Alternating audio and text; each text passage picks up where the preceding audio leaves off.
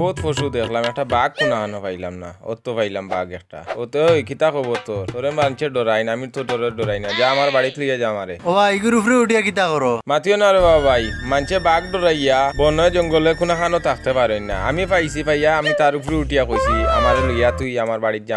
আমার সাহস ঠিক আছে না নিবা? তোমার মাথাত কিতা সমস্যা নেই, তুমি আর ঠিক হইতে আনানি এগু তো মাটির বানানি বাঘ, তুমি হাজালিরোর একটা বাঘের উপরে বইয়া আমরা দেখাইও তোমার কত সাহস। মাটির বানানি বাঘ আবার কিতা? বাঘ তো বাঘু, ইগু কিতা হাজারিলোর বাঘ নানি। ও ভাই লোকে বুঝি লাই গিয়া। ও ভাই কিতা হইছে বা? আমি একটা জিনিস কল্পনা করি পাইয়ান না রে বা। আমরা গাড়ি চালাইলে পুলিশে লাইসেন্স দেখে আর বিদেশ গেলে পাসপোর্ট দেখে, ওগু তো জিনিসটা বুঝিও চাইয়া। ও যে ব্যাংক এগু হে 6 মাস থাকে গাতর ভিতরে আর 6 মাস থাকে পানির উপরে, তার এই ইনফরমেশন খেয়ে দিল, তার লাইসেন্সটা খেয়েও দেখে নাই যে হুকনাথ উঠিয়া বই দিল। ওখান তো আমার একটু বুঝাইয়া দৌড় বা ভাই।